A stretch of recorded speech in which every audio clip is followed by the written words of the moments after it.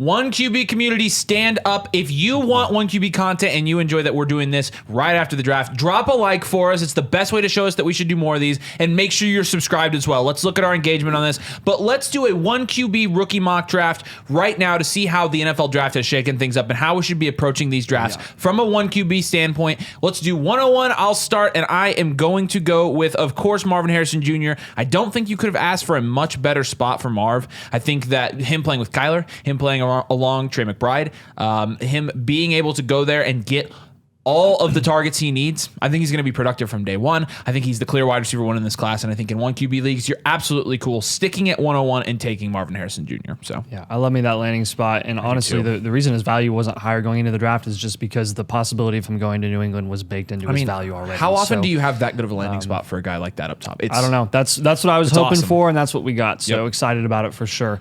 I'm still going to stick with Malik Nabers at the 102 without a question. Honestly, there's no one I'd take above him still. He went 6 overall in the NFL draft. I know it's the Giants. I know it's disgusting, but look, there's some QB classes that are coming up in the future that, may help Malik Nabers, and maybe he'll still be productive even with Daniel Jones. Daniel Jones is still under contract. He had a bad year last year, tore his ACL, struggled with injury. We couldn't really see if he actually was going to improve and build off of his first year with Brian Dable. Am I optimistic at the end of the day? Not really. I don't think Daniel Jones is the quarterback of the future for the Giants, which means that there is some question in that offense for Nabers long term. But at the end of the day, I'm trusting the talent. I'm trusting the draft capital. His production profile and his talent is just too good to pass up on. And this is an easy pick for me. At the 103, a lot of people have asked, do we take Xavier Worthy here? You take Rome Odunze here. Rome Odunze, the landing spot is not that bad. He's going to play with the guy who just got drafted first overall, one of the best quarterback prospects in the last 10 years to come out of college. This is Caleb Williams playing with Rome Odunze. The chemistry will be there. The situation is good. There's other playmakers on that team. Rome Odunze is a fantastic wide receiver talent and somebody that you definitely want on your team at 103 over the rest of these guys, in my opinion. Malik Nabers and Rome Odunze here for one QB leagues, still going to be in their own tier. And then we'll move on after that. And this is where it kind of gets dicey. Yeah, so at the 104, I am comfortably going to take Xavier Worthy. Even though another receiver got better draft capital than him, this is the landing spot that everyone dreams of. And you're pairing the fastest wide receiver in combine history with the best quarterback in the NFL in Patrick Mahomes. They lost Tyreek Hill a couple years ago. They haven't had the speed that they used to have with Tyreek Hill. Now they have it in Xavier Worthy. And guess what? Xavier Worthy isn't just a track star. He's an incredibly underrated route runner, and I will die on that hill. I'll die on it. He just got first-round draft capital, not just because of his speed, but because of his ability as a wide receiver. His drops do not worry me at all. I am a Worthy guy through and through, and it's been super fun to see him rise given the landing spot in the draft capital. This is where I think the first running back in one QB leagues goes off the board. I'm taking Jonathan Brooks. I believe in the situation. I believe in the talent. And obviously, when you have a guy coming out of college off a torn ACL and he goes early second in the draft, it should say a lot about his skill set, his talent, and how he plans to be used. He's going to be the number one back there in Carolina, even if it's not right away with Chuba Hubbard potentially taking some of the stuff early as he recovers. He's expected to be ready for training camp. Jonathan Brooks, first running back off the board here, and I think he is the RB1 in this class unquestioned at this point. Yeah, give me... this is fun. Give me Trey Benson at the 106. I think Trey Benson, just because he went early third, which at the end of the day wasn't too many picks after Jonathan Brooks in the late second, is going to be potentially discounted. And maybe you're going to see Benson fall to the 107, maybe 108 if you're lucky in your 1QB mock drafts. But look, Benson, I think there's just as good an argument in this class to have him in the same tier as Jonathan Brooks. Like, he got just as good a landing spot. James Conner is not there long term. This is James Conner's last year, and he has struggled to stay healthy over the last couple of seasons. There's plenty of opportunity there for Benson to be productive. Yeah, I'm really happy getting Brian Thomas Jr. here at the 107. Yeah. I think any of these three picks in the running backs and Brian Thomas, good picks in this range. Yeah. Brian Thomas Jr. plays the exact position that the Jaguars need dominance out of. The X position. He's going to be playing alongside a guy that's slot heavy in Christian Kirk. He's going to be playing with a good quarterback in Trevor Lawrence. There's a lot of volume there for him to garner. I really think that Brian Thomas Jr. is going to be an impact player very quickly in the NFL. I like his skill set. I think he's very skilled for a bigger body X like that. And honestly, Brian Thomas Jr. at the 107 to me in a 1QB league is an absolute value. Yeah, at the 108, give me Caleb Williams. I think in 1QB especially, the upside for Caleb Williams was just the upside potential was just solidified with the Rome Odunze pick at the 109. And I think that was very, I think the Bears demonstrated how they're going to build their offense, which is obviously through Caleb Williams, but their willingness to go out of their way and heavily invest in the wide receiver position over the last 12 months has really just, it's shown that they're going to be pass heavy. It's shown that that's how they want to run their type of offense and compete with all those other really good teams in the NFC. And I'll tell you what, man, I don't want to be too unrealistic with Caleb Williams, but I think there's very little excuse for him to have a very productive season as a rookie, and I guess I'll leave it at that. Yeah, I agree. I think he was the first quarterback off the board there for sure. I'm going to go Brock Bowers here. You could take a couple different receivers here. I'm going to take Brock Bowers. Going to keep my head above the waves. The guy basically is playing big slot. I'll bet that they're going to have a new quarterback there within the next year. So with that, Brock Bowers, I'll see through this situation. He's still one of the best tight end talents to come out in recent years. And so I will take him here, assuming tight end premium in a 1 QB league. I'll take him at the 109. I'm really happy with this value too. I'm going to keep my head above the waves with Brock Bowers. Yeah. Give me Ladd McConkey going to the Chargers here. This might be debatable because there's another QB that I totally could have taken here and I considered, but I'm super comfortable going with Ladd McConkey as a wide receiver 1 with Justin Herbert. Do I think that the Chargers are going to throw the ball as much as they have in years past under Staley? At least year 1 of the Harbaugh regime, I don't think so. But again, there's almost no target competition with Ladd stepping in that offense. I think he is easily the number 1 guy there, and I am totally taking him paired with Justin Herbert. Yeah, I'll take Keon Coleman here. I mean, you're getting potentially the wide receiver 1, probably the wide receiver 1 for Buffalo at the 111. Now, the reason you're going to be getting him this cheap is because landing spots above this are also very good. Keon Coleman is not a super developed prospect. I don't think you see Keon Coleman come into the NFL and immediately dominate from a production standpoint, from a fantasy perspective. That being said, you could easily advocate to take him as high as 108 here, 107, and I'd be like, you're taking the wide receiver 1 on Josh Allen's offense. Now, you saw the Bills transition to a little bit more of a running offense, primary running offense last year, especially at the end of the year after they fired their OC. And I think you're going to see that continue. But that being said, Keon Coleman, great value at the 111. I hope you bought into these late first in 1 QB leagues too, because this is a deep class. 112. Yeah, 112. Give me Jaden Daniels easily. I'm very, very comfortable with this price here. Look, he's going to Washington. That's what a lot of people expected. Brian Kelly told us he spoiled it. I really like the situation there. I think he's got some solid weapons there with McLaurin, with Dotson, with Ben Sinnott, who they took, I think, in the 3rd. Yeah. Or maybe it was 2nd round. Did they take it? They took Ben Sinnott 2nd rounds, and there's a ton of volume opportunity there for Sinnott. There's a ton of just opportunity for Jaden Daniels to get the ball to his playmakers as a passer. I think he has a lot more work to be done as a passer than maybe was initially assumed with him, because he did have it very, very easy at LSU. And I'm not talking about Neighbors and Brian Thomas. I'm talking about the scheme that they ran there.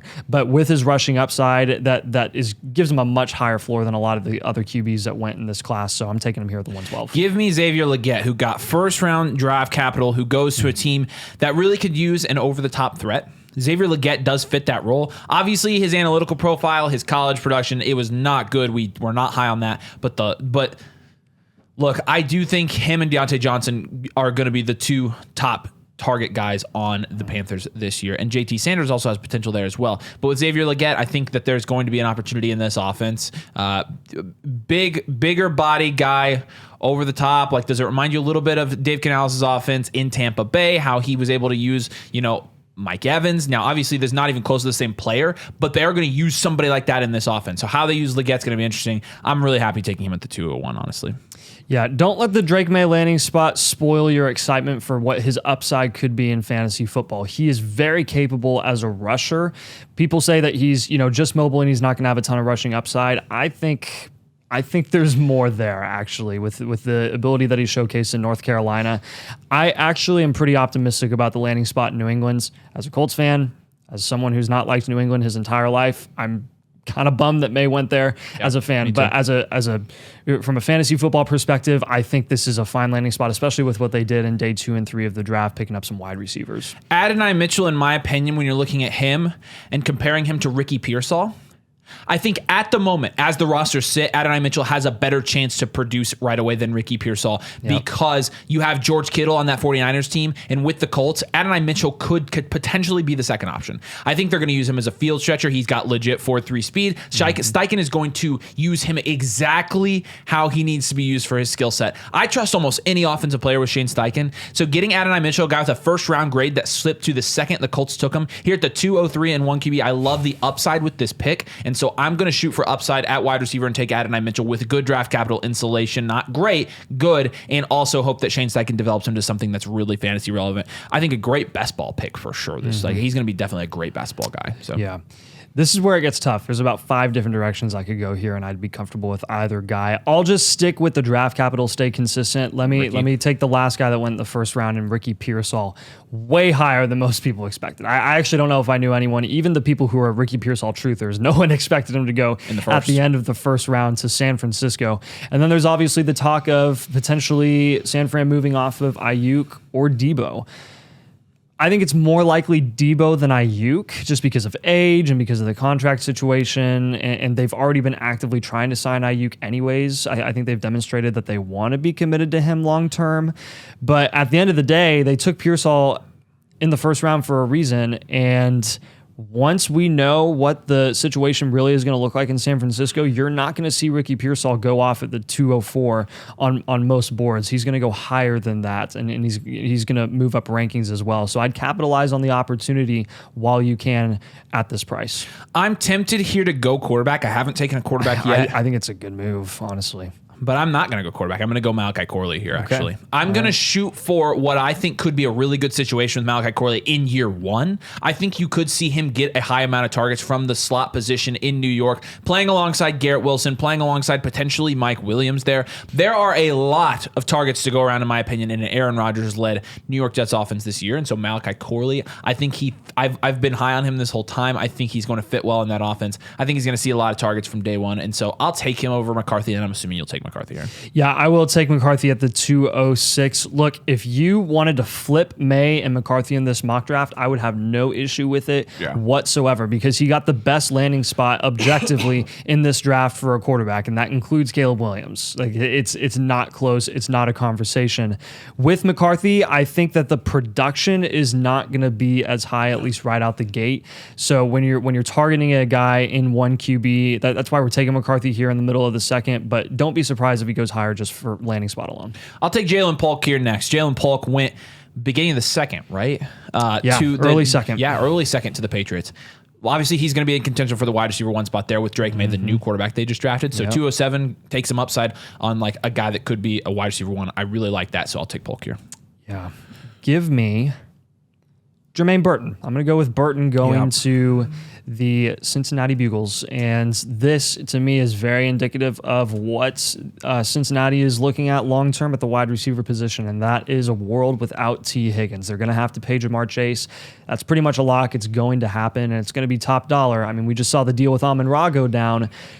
Chase is going to want more than that. So Amon-Ra was the new market setter for your premier elite wide receivers, which was consistent with like your Tyreek Hills and Devontae Adams, but still like all those young guys that are ready for their contracts, you're going to see more expensive deals than that. Higgins is going to another team next year at the latest. It could happen this year if he gets traded, still on the tag. He hasn't signed his tag. So Burton is the next man up. And honestly, we've spoken pretty highly of him in recent months and how he could potentially be a riser. It was great to see him go to a really friendly landing spot. He's going to be with Joe Burrow. What more could he ask for? I'll go with Marshawn Lloyd here at the 210. I like the situation for Lloyd. He was my other option. I really like it because if you look at Josh Jacobs' contract, Josh Jacobs essentially on a 1-year deal. He essentially is on a 1-year deal with the out that they have. A.J. Dillon, 1-year deal. The maximum, you're talking about Marshawn Lloyd could be the lead back there within the next year and a half. If everything were to go right. Even if everything didn't go right, Marshawn Lloyd is a guy that we've liked his skill set. He got good day 2 draft capital now. He's going to a situation where I think even with Josh Jacobs this year, he will produce a little bit. Yeah. I like into the second. This is where I'm going to start. We're getting into running back range now, especially in 1 QB leagues. So Marshawn Lloyd, he's going to be my guy here. Yeah, and this is where I'll be willing to take a shot on the second best tight end in the class in a really good situation. I already alluded to Ben Sinnott going to a situation that is super, super friendly for the second best tight end in this class.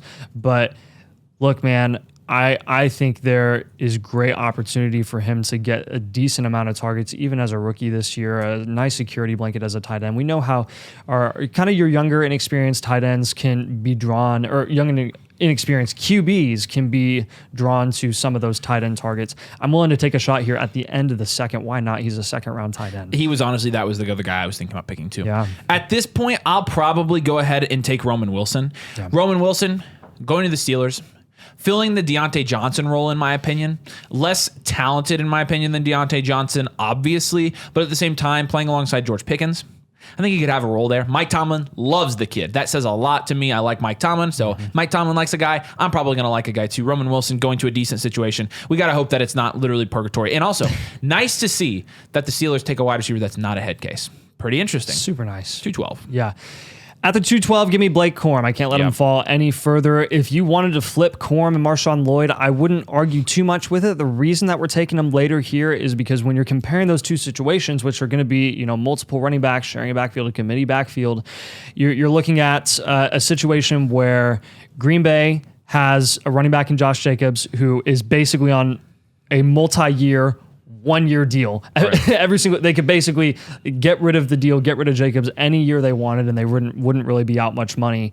And you're looking at Blake Corum in LA's situation where we know how McVay treats his running backs, and we don't really know long term what Kyron Williams is going to do. But he did put up 22 points per game last year, and he was better than Jacobs. So I think the situation here is interesting because we obviously believe with the draft capital investment, day 2, he is going to get opportunity and he will probably at some point in time be productive in LA's offense. It's just when is that going to happen? It could be a year before we really see some solid production from Blake Corum.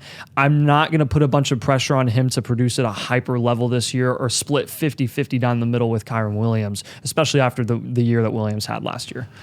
301, I'll take Bo Nix here. Bo Nix, safe pick. If you need a quarterback and you wait all the way, Bosif Nix. If you wait all the way to the end of the second and you want to take Bo Nix, I'm cool with that. If you want to take Bo Nix at the 210, I'm cool with that. I think he's pretty safe. He's got good draft capital, good situation, gonna start. I like that about Bo Nix, and so now we're in the third. I'll take Bo Nix here.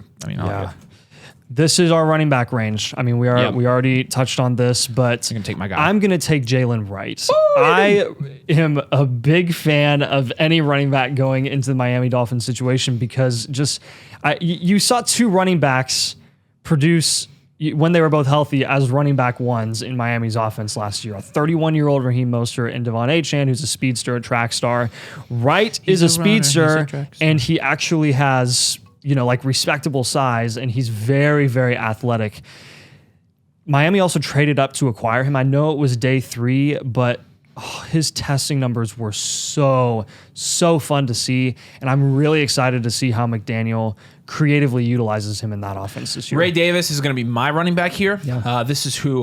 Nathan and I are kind of split on this running back tier. Who do we want first? I would take Ray Davis. He would take Wright. I like Ray Davis because I think he gets a lot of red zone work in Buffalo alongside James Cook. I think he's a good complementary piece for James Cook. I think Ray Davis is talented enough to carve out a role there. Mm-hmm. So Ray Davis, he's going to be my running back shot here at the beginning of the third. Yeah, and I'll take JT Sanders again, another tight end shot, just on a guy there's a ton of volume opportunity there. There's no tight end of relevance there that's really going to compete with him. And I know he got 4th round draft capital, so is he guaranteed to be the number 1 guy there? No, but it's likely. It's fresh legs. It's a fresh prospect and a new coaching regime as well. So he's going to get as equal of an opportunity as everyone else in that offense. And I do think, from an athletic perspective, he is the most talented option there at tight end for the Carolina Panthers. Give me Audric Estimé at the 305. This is where I want to take a shot on a running back that is an injury or a bad performance away from getting very good volume and potentially getting a lot of dynasty value. I'm going to play the market here. This is where I want to take these running backs, and Audric Estimé, in my opinion, went to a good spot. And I think Audric Estimé's got a good skill set. I'll take him at 305. Yeah. Braylon Allen is so interesting to me. And I know everyone's going to be like, oh, he doesn't matter because he's in the same team as Breece Hall. I understand that. But again, we're in the range of a bunch of committee backfields.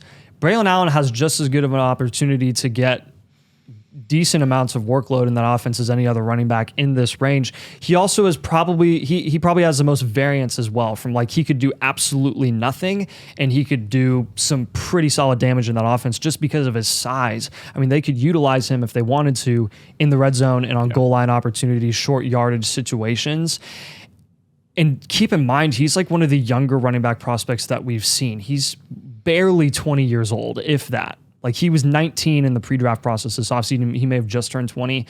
This guy declared early. He had really solid production at Wisconsin. I think there's a lot yet to be seen with Allen where he could potentially make some noise this year, some unexpected noise. All right. I am going to go Michael Penix here at the 3-7. When we get to the range, I wasn't going to touch him. I was waiting to see where he'd go. When we get to the range where you're talking about the hit rate being what it is, the running back hit rate's good here. Every other position's bad. But in a 1 QB league, when you're talking about late third, I'll take a quarterback that has top 10 value, like top 10 draft capital value. I will take a quarterback that could potentially end up starting in the next 3 years, even if it's not guaranteed. Like, this is a better dart throw, in my opinion, than most of the guys here. So, and even in a 1 QB league, at the 307, I'm taking Michael Penix pretty easy. At the 308 and a 1 QB, if I'm able to land Troy Franklin, who went at the beginning of day 3 to the Denver Broncos, he's being reunited with Bo Nix, and their connection that they had at Oregon was really, really special, in my opinion, on the college level. Is it going to be the same at the NFL level? Probably not, but hey, it's a dart throw that I'm willing to take with the pre-established connection between those two guys. I wonder if Nick said anything, pulled a CJ Stroud and said anything to the coaching staff. Maybe. Was like, hey, do you mind grabbing my guy? It's a day 3 pick. Maybe they said yes. Maybe there's something there. But who else is there at the wide receiver position? Judy's gone. Sutton's there. We know how mid Sutton is, even though he'll be the first option there. And then Mims could be exclusively special teams at this point. Seriously. He was so ineffective last year across the board. I think Franklin has just as good an opportunity there to shine as anyone else. I'm gonna take Javon Baker here. Yep, Javon Baker. I think he has the upside to compete for the wide receiver 1 position in New England, straight up. So getting him in the late third, like, this is one of my favorite dart throws. I like Javon Baker as a talent, so I'll take him here as well. Yep. Oh boy, last few picks is where it gets a little tough. Yeah. Give me, for fun, I'll go Garendo. Mm-hmm. There's so many Garendo truthers out there. He was the most popular sleeper, which really is he a sleeper at that point? But he goes to San Francisco, and we know how creative Shanahan is with using his assets in that offense.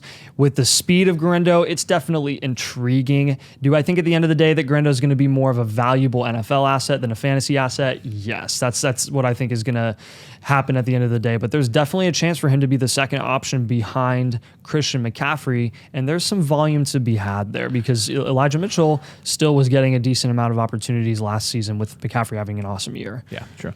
At the 311, I'm going to take Spencer Rattler. I'm just kidding. I'm not taking Spencer Rattler. I'll take Luke McCaffrey here. Luke McCaffrey in a 1 QB league, obviously the draft capital he got, maybe he competes with Dotson to get some targets there in that offense. We like Ben Sinnott a lot more, but Luke McCaffrey got respectable draft capital, so we'll honor that. And obviously he's got good genes. So. Yeah, and I'll follow suit with the last day 2 guy that went in the draft. Well, not the last one, but the last one available in our mock draft, Jalen McMillan. I like Jalen McMillan more than Polk in the pre-draft process. Clearly, I was wrong from a draft capital perspective, and from an opportunity perspective, it's not even a question. It's not even close. McMillan, I think, has a really unfortunate situation in Tampa Bay. I don't think Baker Mayfield is capable enough of supporting Mike Evans, Chris Godwin, and Jalen McMillan. McMillan is clearly the 3 there, even with Mike Evans being phased out with the age long term. Like, how long is he going to be there? I don't really know. At the end of the day, I don't have a ton of optimism with McMillan, but you have to take a shot on a day 2 guy. Totally agree. All right, again, 1 QB peeps. If you enjoy the content and you want to show us some love and you want us to keep doing 1 QB stuff, like this video for us. The like count, we look very closely at this. Make sure you subscribe. And also, 1 QB people, you need 1 QB team blueprints. Flockfantasy.com/domain. Use code domain, sign up for the Mother Flocker tier. Your 1 QB team will be put in our team analyzation process, analysis, analymification, whatever you want to call it. Station. Yep. We'll do a team blueprint for you, customizable, and it also is going to be tailored to your team, what moves you should make, where your strengths are, what your team archetype is, and we're going to diagnose that. Then we're going to talk about how we should be proceeding with your rookies if you've already drafted them, if you're needing to draft them. 1 QB blueprints are definitely something we do a lot of. Flockfantasy.com/domain. Use code domain, choose Mother Flocketeer when you sign up. Appreciate you guys. Thanks so much. We'll see you later.